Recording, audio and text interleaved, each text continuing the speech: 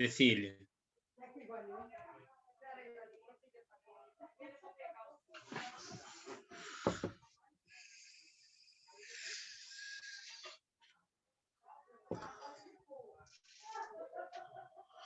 A gente, eu distraí e caiu na sala. Passou tão rápido. Ô, Cecília. Oi. É que eu vou assistir só as 2 primeiras aulas, que hoje é aniversário do meu pai. Aí depois eu vejo o resto. Ok. Gente, eu venho com vocês. Se vocês quiserem a gente ir direto, a gente fala mais cedo. Se vocês acharem aí, tá? Que a gente já tá indo aqui direto. Deixa eu voltar lá para eu poder compartilhar. Deixa eu fazer aqui a chamada enquanto que... Só anotar aqui que eu já tinha anotado, porque... Douglas Souza tá aí? Estou presente. Daniele Martins? Presente. Ellen? Presente. Gisele? Presente. Jorge? Presente. Rosângela Aparecida? Essa daí é Elias, prof, que ela falou assim que ela não ia conseguir assistir a aula hoje, que ela ia ficar até mais tarde no serviço. Tem a Aparecida e tem, que aqui assistiu a aula toda na sexta. Tem a outra Rosângela que só viu a primeira aula, não peguei o sobrenome dela. Mas de qualquer forma, não tem nenhuma das duas Rosângelas aqui hoje, né? Não. Mas ela só podia estar estar avisando mesmo, que eu já não ia conseguir participar, viu? Ah, que bom. Obrigada. Que bom que ela avisou, né? Aí depois ela assiste. Eu vou ver se eu já vou terminando aqui, eu já vou colocando para ir subir nas aulas. Douglas Souza. Gabriel. Gabriel estava na primeira aula, né? Gabriel, que te Presente falou agora. eu tava. Tá aqui também. Porque tá no GB. É porque às vezes meu computador estava e eu... Nossa, Deus, que raiva. Mas... Não tem problema. João Vitor. Presente. Ok.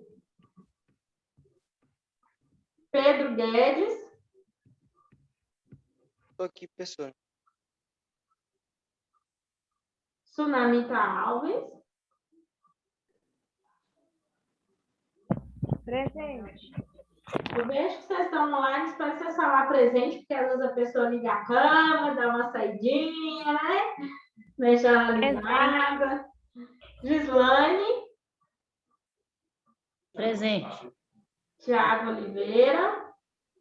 Presente. Aí aqui que não estava na sexta, né? Hoje é 28. Sexta-feira eu tava. Eu tava, mas não falou meu nome. Não. Quem estava? Eu, Thiago. Evelyn. O Tiago já pus presença. Não falou meu nome. Ah, não falei seu nome? Nem o meu. Caiane. Também não falou o meu, não. Pedro Oliveira. Não, eu falei Pedro Guedes. Não falou meu nome, não. Não, Guilherme, é porque eu tô falando que estava na sexta. Ah, Eu tava na sexta, mas não falou meu nome. Eu também Eu já tava na anotei, sexta. Evelyn. É porque elas não estavam. Já anotei. Então tá bom. E a Evelyn Pedro Oliveira. Aí quem hoje, que veio hoje a primeira vez, é a Emily Assis, a Tayane. Tayane, o que é Tayane? Tayane Nara. Oi? Nara. Nara. Não, o Pedro Oliveira tá ali. São 2 Pedros, né? Pedro Guedes e Pedro Oliveira. Pedro Oliveira. Tayane, deixa eu ver aqui. Verônica, você não chegou a se apresentar, não, né, Verônica? Eu não tô lembrada de você, não. Não, não cheguei, não. É porque na sexta a gente teve a aula mais de apresentação de conhecimento e por causa da correria, mas assim que der, eu vou continuar. Eu quero conhecer você um pouquinho melhor, tá? Só para não... agarrar aqui, se você puder, no final da aula, a gente libera os meninos e aí a gente conversa um pouquinho, só para a gente conhecer um pouquinho melhor. Guilherme Ramos. Presente. Teve alguém que eu não falei o nome? Eu. Elaine. Ah, Elaine, você estava sexta-feira, né? Eu entrei, na verdade, no final do final. Por isso que seu nome não está aqui na sexta, que vai ser por causa do final. Eu entrei bem no final. Elaine, você também não cheguei a conhecer um pouquinho da história de vocês, se você quiser guardar no finalzinho, tá? A Estela Rodrigues também eu não conheço. Estela.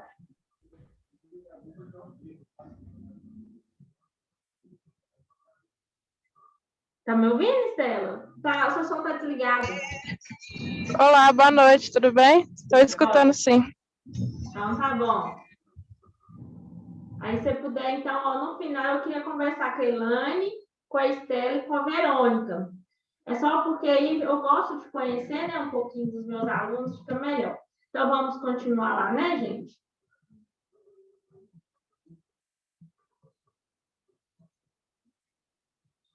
Então, a gente estava falando, né, das partículas lá dos... Aqui tem meu plano de aula aqui, minha colinha. Então, a gente estava falando aí. Vocês deu para entender um pouquinho o que seriam esses microns quando a gente fala aí que a gente pega 1 milímetro e divide por 1000? Então, é praticamente invisível aos nossos olhos, né? Então, a gente vai ver depois como que é feita essa medição aí, quais são os aparelhos e tal, tá? É o que a gente falou. Quando a gente fala de higiene ocupacional, a gente sempre vai trabalhar desses riscos ocupacionais e vai lembrar de um ambiente insalubre. O que seria esse ambiente insalubre? É um ambiente em que o colaborador ele pode adoecer naquele ambiente de trabalho, tá? É diferente, a gente sempre tem que lembrar. Insalubridade, ela, né, não sei se vocês já tiveram aula de insalubridade e periculosidade, a insalubridade ela vai estar ligada ao risco físico, químico e biológico, tá? Que esses que a gente pode fazer a medição e é onde que pode ocasionar uma doença ocupacional no colaborador. Não vai matar o colaborador de uma vez, vai adoecer ele, vai matando ele aos pouquinhos, vamos dizer assim. É diferente do risco de acidente ou risco mecânico, né, que teve uma atualização na nomenclatura. Então, tem pessoas que falam risco de acidente, outros falam risco mecânico, é a mesma coisa. Que a gente, quando a gente, o risco de acidente, ele é tipo quando, por exemplo, explosão. Então, quando a gente fala de periculosidade, é quando a pessoa pode morrer de uma hora para outra, tá? Ou ter um acidente, alguma coisa assim, diferente. Então, o que seria esse ambiente insalubre? Então, a gente vai ter um ambiente insalubre, o colaborador ele vai ficar exposto a esse ambiente, que é um ambiente com um desses riscos que a gente viu. A gente só não viu um caso aqui, é o risco físico. O que seria o risco físico? Então, o risco físico são temperaturas extremas, que é um frio, uma câmara fria, um calor de uma caldeira. A gente tem pressões hiperbáricas, radiação ionizante, radiação não ionizante, aí vem outros riscos que não convém agora. Então, quando o colaborador ele está exposto a esses agentes que sejam específicos da nossa aula, agentes químicos e biológicos, ele pode adoecer. Aí, quando ele adoece, o que vai acontecer? A gente vai tratar ele fica saudável. Aí, quando ele fica saudável, ele volta para o ambiente insalubre. Aí, vai e repete todo esse fluxo novamente. Isso é o ambiente o quê? Que é errado. Está errado, não pode ser isso, tá? E aí, para que vem a higiene do trabalho? Para que tem a segurança do trabalho? Né? Que tem aí os profissionais da área de doença ou de prevenção de doenças ocupacionais. Para que a gente possa tratar a causa e não a consequência. Por porque quando a gente trata a consequência, a gente vai tratar a doença do colaborador, aí ele ficou bom, a gente volta para ele. O colaborador teve uma irritação de um produto químico. Aí ele foi, a gente tratou essa irritação, uma alergia, colocou ele de volta, mas se a gente não tratar a causa, que é o ambiente dele, ele vai ficar doente de novo e vai se repetir o processo. Então, qual que é a forma correta? Então, a forma correta a gente vai ver aqui, ó, que a gente vai ter um ambiente insalubre, e aí a gente vai reconhecer esse ambiente que é insalubre. Então, a gente vai ver aqui algumas etapas desse reconhecimento. Então, a gente vai avaliar esse ambiente insalubre e vai ter as medidas de controle sobre esse ambiente insalubre. Então, eu tenho um ambiente que o colaborador ele vai estar exposto ao risco físico, químico e biológico. Então, ele vai estar exposto ao risco químico e biológico, igual no nosso caso. O que seria o risco químico? Poeiras, névoas, fumos, gases e vapores, né? E neblinas. Ou também o risco biológico, né? Os micro-organismos, bactérias, vírus, protozoários, né? E aí, ele vai ficar doente, certo? E aí, ele vai ter o diagnóstico e tudo, vai tratar. Pode acontecer dele ficar doente? Pode, como ele pode não desenvolver doença. Se ele ficar doente, a gente tratar ele, a gente vai devolver ele. Se ele não tiver o reconhecimento, essa avaliação e esse controle, que seria a higiene aqui, a gente vai devolver ele para o ambiente insalubre e a gente vai voltar nesse fluxo aqui. E vai ficar nessa roda. E não vai resolver o problema. Então, a gente vem na higiene do trabalho para a gente criar um ambiente o quê? Saudável. Então, você tem um ambiente insalubre, mas aí vem a nossa parte e a gente faz essa parte do reconhecimento, da avaliação e do controle e a gente vai criar um ambiente saudável. Mesmo, professora, então mesmo com o ambiente saudável, ele pode adoecer? Pode, tá? Então, às vezes, por exemplo, assim, a gente vai ver que as medidas que a gente utiliza, algumas podem neutralizar o risco, mas principalmente o risco biológico, não tem como você eliminar. Eu posso, por exemplo, pegar... Vou dar um exemplo aqui. A gente usa muito, no caso, risco físico, por exemplo, a gente pega um ruído. Eu tenho uma máquina que ela é ruidosa, certo? Ela gera um barulho muito alto, incômodo, e o colaborador pode ficar surdo. Aí eu vou lá, reconheço, vejo. Então, antes de eu colocar o protetor auricular, eu vou trocar de máquina, ou eu vou fazer uma manutenção dela, vou fazer um ajuste que vai diminuir esse barulho dessa máquina. Então, vai diminuir, mas não vai resolver o problema. E aí, quando eu tenho o risco biológico, por exemplo, a gente está lá no hospital, no caso da nossa colega aí, da Tayane, né? Aí, né, Tayane? Então, você trabalha num ambiente, entre aspas, que você considera insalubre. Só que a NR15 no seu anexo 14, ela vai falar que a questão do risco biológico, ele é insalubre para quem tem contato direto com o paciente. É quando a pessoa cuida do paciente, tá? Então, aí é diferente. Mas vamos voltar aqui. Tem como, queria que vocês me explicassem. No caso do risco biológico, tem como a gente eliminar ele? Vocês acham que tem como? Tem como, Tayane, o paciente chegar lá, você poder atender, você eliminar o risco? Não. Não, tá? Ele a gente vai tratar. Como que a gente vai tratar? Então, geralmente, você tem a barreira protetora, né? Ou agora, no caso da pandemia, a gente tem a máscara, tem face shield, entendeu? Então, a gente vai ter algumas barreiras. Só que, principalmente, quando a gente fala de risco biológico, né, no ambiente insalubre, dá muita controvérsia, porque o enfermeiro ou o médico, mas o enfermeiro e técnico de enfermagem, ele vai questionar, vai falar assim, eu abraço o paciente, não sei mais o quê. Então, o contato para cuidar do paciente ele não vai, mas um abraço, é lógico que ele é humano, ele vai ajudar. Mas a gente não tem como cortar o risco. Então, a gente vai avaliar. No caso, por exemplo, da Tayane, você trabalha na recepção, não é isso que você falou, Tayane?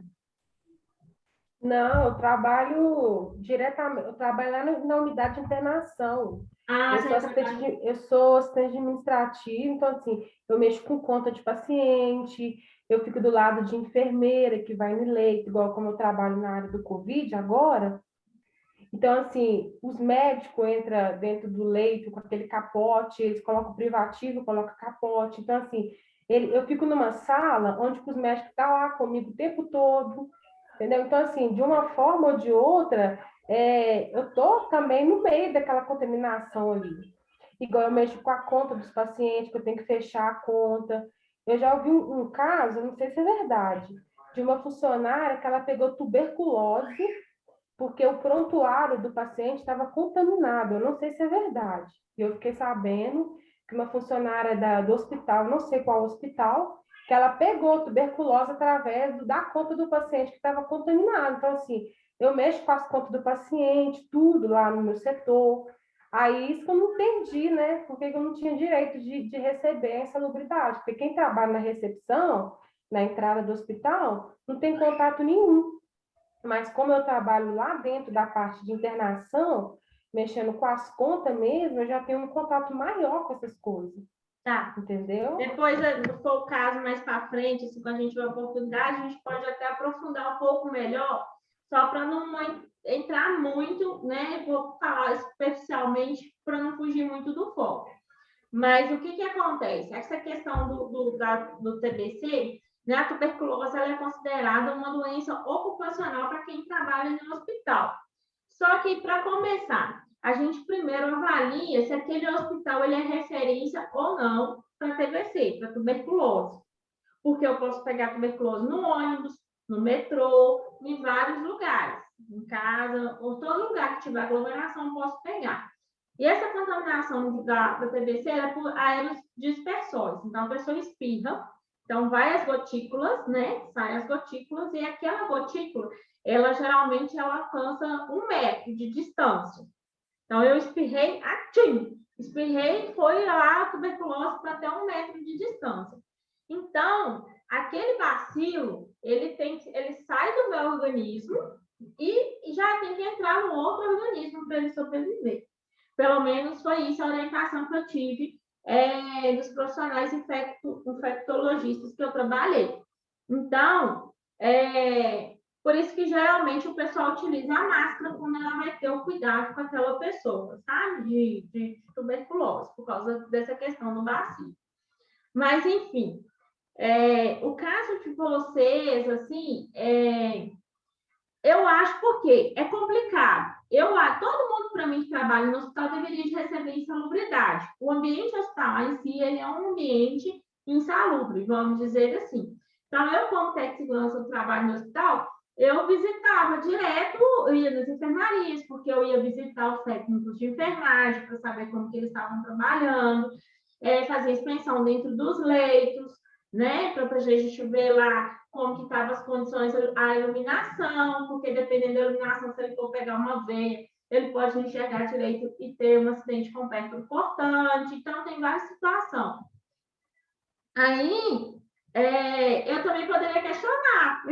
Eu tenho direito à insalubridade. Então, se fosse olhar a insalubridade aos nossos olhos, para o risco biológico, seria para todo mundo. Mas quando a gente pega a NR15, lá no seu anexo 14, por ela ser qualitativa, tem muito disso. Então, por isso que tem muito processo trabalhista, e aí vai da cabeça de juiz. Uns consideram que tem direito, outros consideram que não.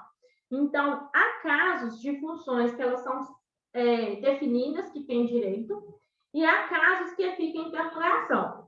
Então, aí, às vezes, tem locais que trabalham. Aí, vocês servem, viu, gente, para orientação para qualquer lugar. Tem empresa que ela vai fornecer, ela vai pagar a insalubridade, não porque o colaborador tem direito, mas só para ele não entrar na justiça.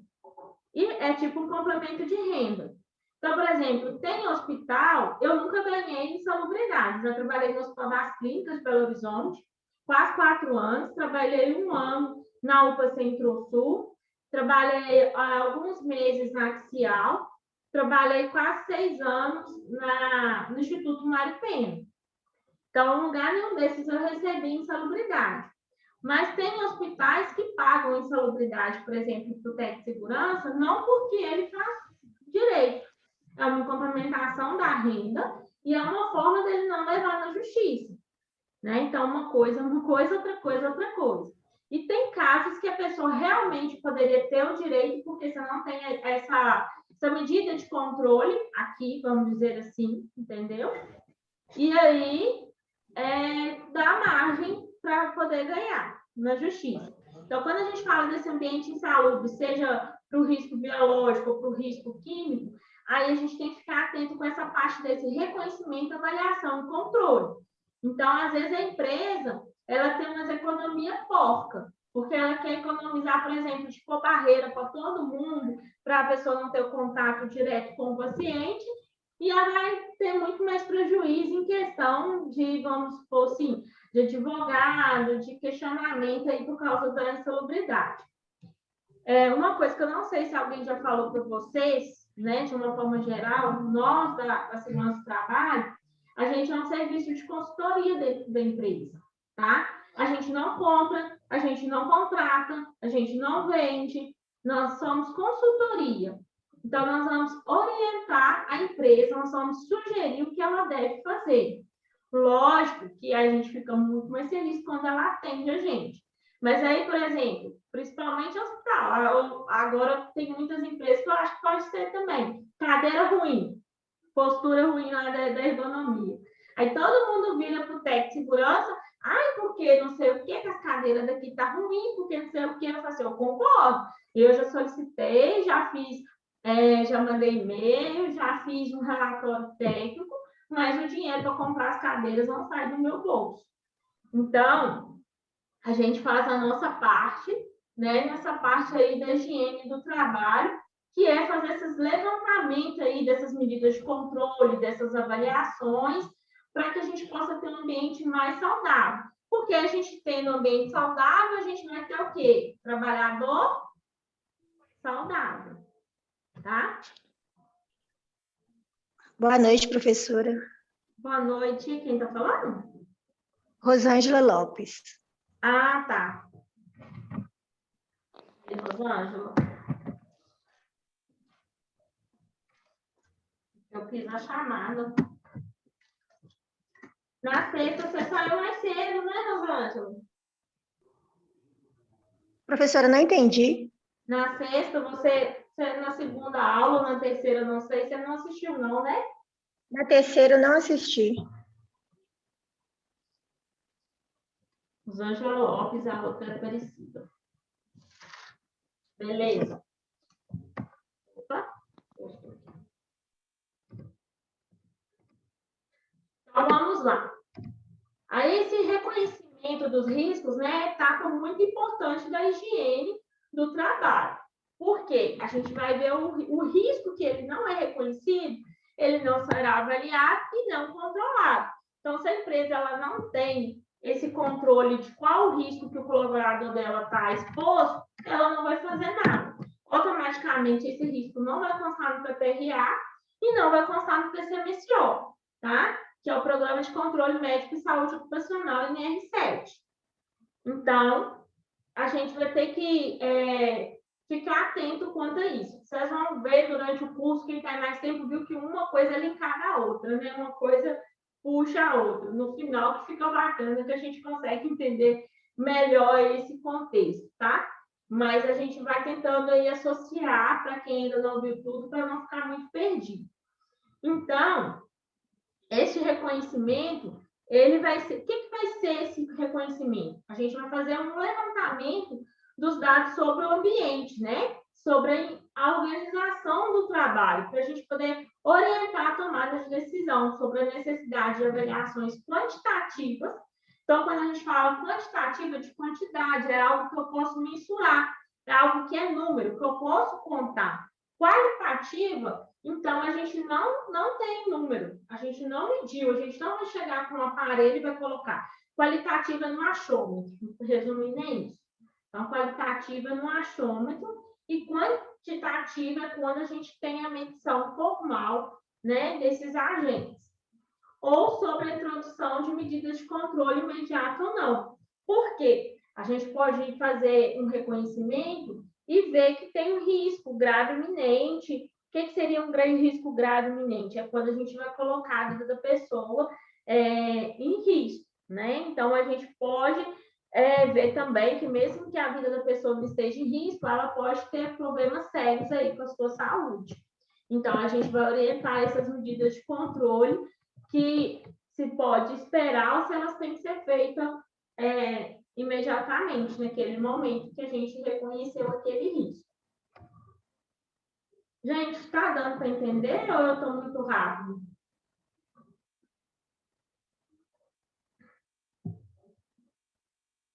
Vai. Tranquilo. Tá tranquilo. Beleza. Então, o que seriam essas fases do reconhecimento? Então, a gente vai estudar o processo, né? Estudo do processo. O que seria? A gente vai entender o ambiente e o que o colaborador faz, tá? Então, é uma coisa muito importante, porque, às vezes, por exemplo, assim, eu não sei, assim, já aconteceu comigo, às vezes a pessoa acha que a gente é formado em Tech Segurança, que a gente sabe tudo. Que a gente vai chegar na empresa e já vai conhecer de todos os riscos de tudo que a pessoa está exposto. Não é bem assim. Quem conhece o trabalho, o risco que está exposto, é aquele colaborador lá. A gente tem conhecimento técnico, mas a gente não tem conhecimento específico de cada empresa, de cada cargo, entendeu? Então, aí por isso que a gente vai chegar e vai ter esse estudo do processo. Então, a gente vai fazer aí uma pesquisa, né? Para poder conhecer o processo, como que vai ser. Vai ser através de uma visita, né? Das entrevistas com o próprio colaborador. E aí o colaborador ele vai falar para a gente como que é a rotina de trabalho dele, sabe? Ah, eu faço isso, eu faço aquilo outro, né? E ele vai orientar para a gente. Aí, geralmente, cada empresa tem um formulário para essa etapa aí do reconhecimento, vamos dizer assim. Quando a gente entra numa empresa que já tem o PRA feito, geralmente a gente faz o quê, galera? Ctrl+C. Hein, gente? Será que é só eu que fazia isso? Quando vocês entram no que tem um processo pronto na empresa, a gente não dá andamento, Ctrl+C, Ctrl+V, não é? Então, a gente tem que tomar cuidado, a gente tem que conferir se está certo, tá? Então, às vezes, por exemplo, assim, quando eu entrei no hospital, aí tinha lá, ó, a aula já está acabando de novo, falta 10 minutos. Se acabar aqui, vocês preferem a gente ir direto e encerrar ou a gente dá uma pausa de 10 minutos? O que a maioria acha? Direto? Direto. Beleza, a gente vai direto e já encerra. Então, às vezes, agora eu vim para PRA e a gente não pode dar Ctrl+C, Ctrl+V. Por quê? Quando a gente dá Ctrl+C, Ctrl+V, a gente está confiando. O bom é que quando tem um PPRA pronto, no caso agora vai ser o PGR, a gente vai ter de onde partir, né? Então, a gente vai conferir aquelas informações e vai colocar o nosso nome na reta, tendo ciência realmente da real situação que tem na empresa, tá? Então, toma cuidado com isso. Senão, às vezes, vocês confiam aí no serviço de outros, e não só da segurança do trabalho, né? Mas qualquer serviço a gente tem que garantir o que a gente fez. A gente não pode confiar no que o outro fez. Então, essa parte aí desse reconhecimento do estudo do processo, a gente vai ver quais são as matérias-primas que utiliza, né? Qual produto que ele vai utilizar.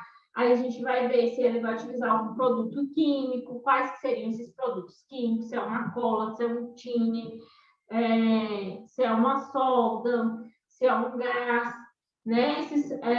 Alguns produtos auxiliares, tudo que ele utiliza para que a atividade dele seja realizada, tá? A gente vai entender o processo de trabalho, a gente pode chegar para o colaborador e perguntar assim, olha, eu quero que você fale para mim, você pega serviço que horas? Ele vai falar 7, 8. que você faz, então, de 7 horas até a hora de você ir embora? Aí ele vai descrever e a gente vai anotando, tá? Nessa entrevista. E aí, dessa parte que a gente vai entender o processo dele de trabalho. A gente vai observar também se tem algum produto, né, que tenha combustão ou que esse produto possa entrar em algum estado de decomposição. Aí, quando a gente vai olhar o arranjo físico do local, geralmente é padrão, tá?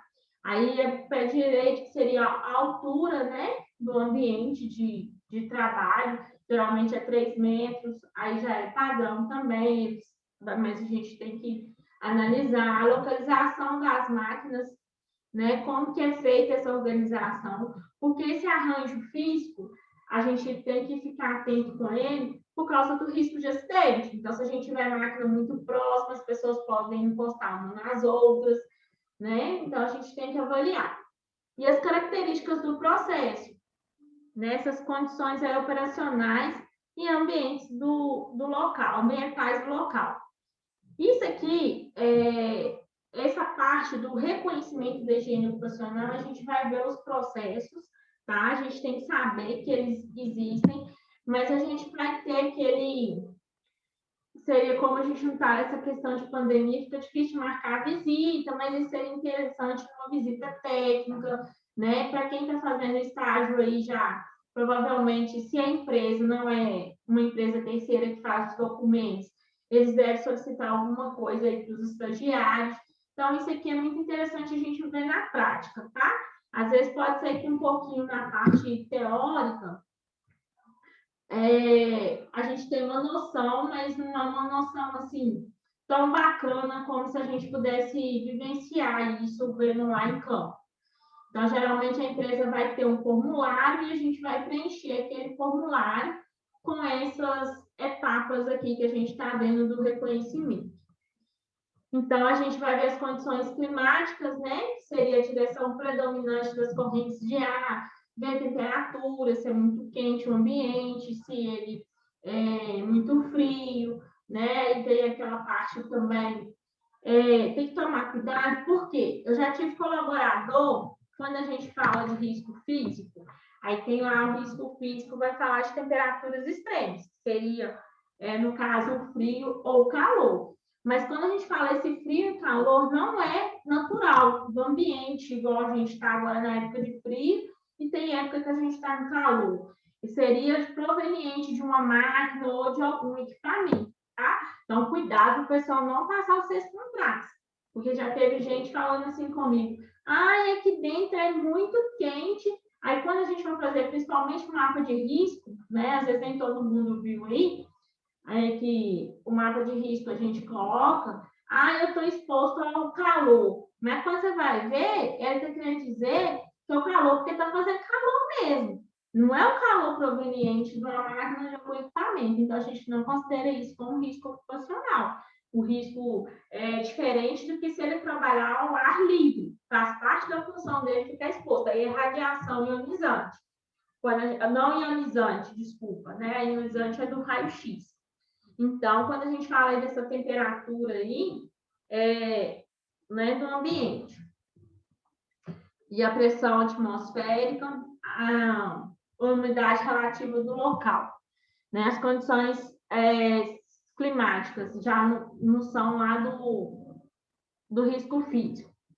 Propriedades, né? A gente vai ver as propriedades dos produtos envolvidos, né? Pressão de vapor, densidade do líquido do vapor, reatividade, questão se tem algum produto que em contato com outro produto, se ele vai ter alguma reação, se ele vai explodir, se ele é inflamável, porque às vezes a gente tem, assim, por exemplo, uma almoxarifado, a gente tem vários produtos químicos.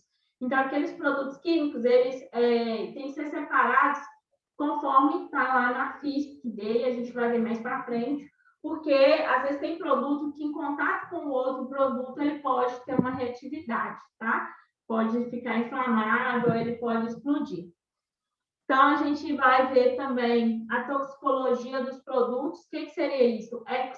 Aqueles produtos em contato, né, com o ser humano, ele pode fazer algum mal. Então, posso ter ali algum produto e a gente tem que analisar esse limite de tolerância, se ele tiver contato com aquele produto, quais são os mecanismos de defesa. Então, a gente vai ver isso aí também mais para frente em questão da toxicologia, tá? Que seria aí algum produto tóxico em contato com o nosso organismo vai nos fazer mal, né?